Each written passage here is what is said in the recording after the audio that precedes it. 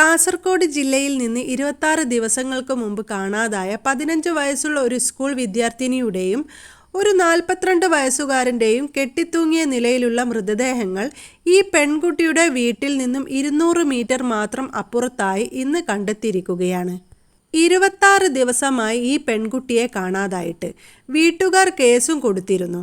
ഈ യുവാവിനെയും ആ സമയത്ത് തന്നെയാണ് ആ നാട്ടിൽ നിന്നും കാണാതായത്. പക്ഷേ ഈ ഫോൺ ട്രേസ് ചെയ്യുന്ന സമയങ്ങളിലെല്ലാം ലൊക്കേഷൻ കാണിച്ചു കൊണ്ടിരിക്കുന്നത്, സിഗ്നൽ കാണിച്ചു കൊണ്ടിരിക്കുന്നത് ഇവരുടെ മൃതദേഹങ്ങൾ കിട്ടിയ സ്ഥലത്തിനടുത്തു നിന്ന് തന്നെയാണ്. പലതവണ പോലീസ് അവിടെ പരിശോധിച്ചു, നായയെ ഉപയോഗിച്ചു വരെ പരിശോധിച്ചിരുന്നു എന്ന് പറയുന്നു.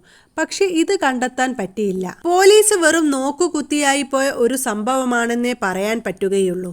ഇപ്പോൾ 15കാരിയെ നമ്മൾ കുറ്റപ്പെടുത്താൻ തുടങ്ങുന്നതിന് മുൻപ് കുറ്റപ്പെടുത്തേണ്ട കുറച്ച് കാര്യങ്ങളുണ്ട്.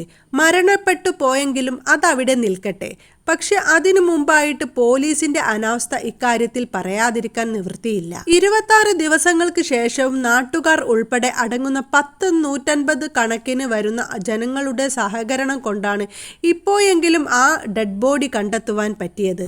ഒരു ദുർഗന്ധം പോലും ശവശരീരങ്ങളിൽ നിന്ന് ഉണ്ടായില്ല എന്ന് പറയുന്നു. അത്രയും കനത്ത ചൂട്.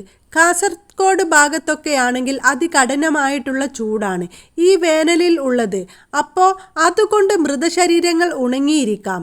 ജലാംശം മുഴുവനായും ചിലപ്പോൾ മൃതശരീരങ്ങളിൽ നിന്ന് വറ്റിപ്പോയിരിക്കാം. അതുകൊണ്ടൊക്കെയായിരിക്കാം അധികം ദുർഗന്ധം ഉണ്ടാകാതിരുന്നത് എന്ന് നമുക്ക് അനുമാനിക്കാം. പക്ഷേ മൊബൈൽ ഫോൺ കണ്ടെത്തിയിട്ടുണ്ട്.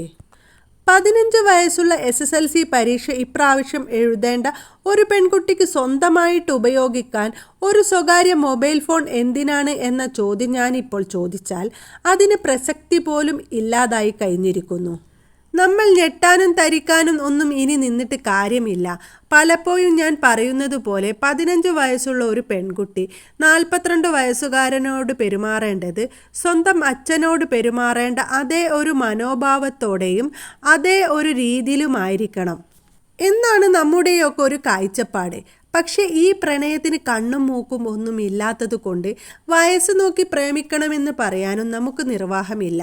ഈ കാര്യത്തിൽ സംഭവിച്ചിരിക്കുന്നത് ഈ 15 വയസ്സുള്ള പെൺകുട്ടിയുടെ പക്വതയില്ലായ്മയും വിവരദോഷവും എടുത്തുചാട്ടവും അതിനോടൊപ്പം തന്നെ ആ 42 വയസ്സുകാരൻ്റെ കാമഭ്രാന്തും എന്ന് തന്നെ പറയേണ്ടി വരും.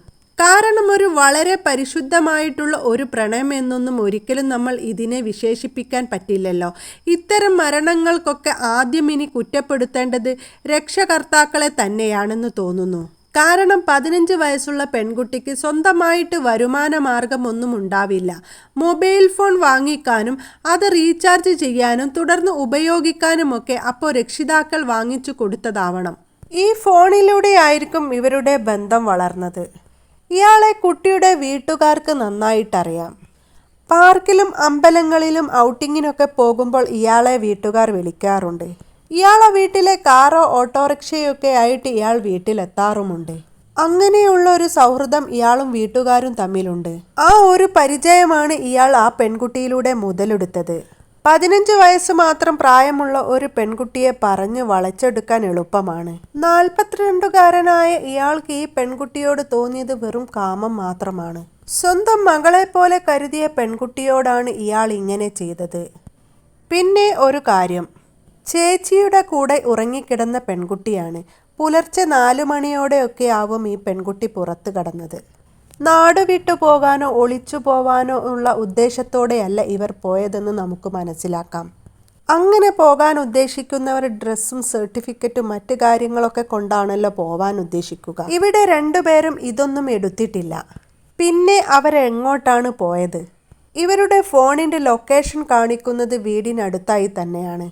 CCTV ദൃശ്യങ്ങളിലൊന്നും ഇവർ പതിഞ്ഞിട്ടുമില്ല. റെയിൽവേ ട്രാക്കിലോ ബസ് സ്റ്റാൻഡിലോ അങ്ങനെയൊന്നും ഇവരെ കണ്ടെത്താൻ സാധിച്ചിട്ടില്ല. അപ്പോൾ ഇവരുടെ ഉദ്ദേശം ഒളിച്ചുപോക്കല്ല എന്ന് വ്യക്തമാണ്. പിന്നെ എന്തിനായിരിക്കും ഇവർ പോയിട്ടുണ്ടാകുക? സ്ഥിരമായിട്ട് പോവാറുള്ളതാണോ? സാധാരണ പോയി തിരിച്ചെത്തുന്നത് പോലെ തിരിച്ചെത്താൻ അന്ന് സാധിക്കാത്തത് കൊണ്ടാണോ? അതല്ലെങ്കിൽ ഇനി ഞാൻ വീട്ടിലേക്ക് തിരിച്ചു പോവില്ല എന്ന് പെൺകുട്ടി ശാഠ്യം പിടിച്ചത് കൊണ്ടാകുമോ? എന്തായാലും ഒരു ദുരൂഹത ഇവരുടെ ഒളിച്ചോട്ടത്തിലും അതുപോലെ തന്നെ ഇവരുടെ മരണത്തിലുമൊക്കെ ഇപ്പോഴും മറഞ്ഞു കിടക്കുന്നു. ഇവരെ സഹായിക്കാൻ മൂന്നാമതൊരാൾ ഉണ്ടെന്ന് പറയുന്നു. അയാളിലൂടെ ഈ കാര്യങ്ങൾക്കൊക്കെ ഒരു വ്യക്തത ഉണ്ടാകുമെന്നാണ് വിശ്വസിക്കുന്നത്.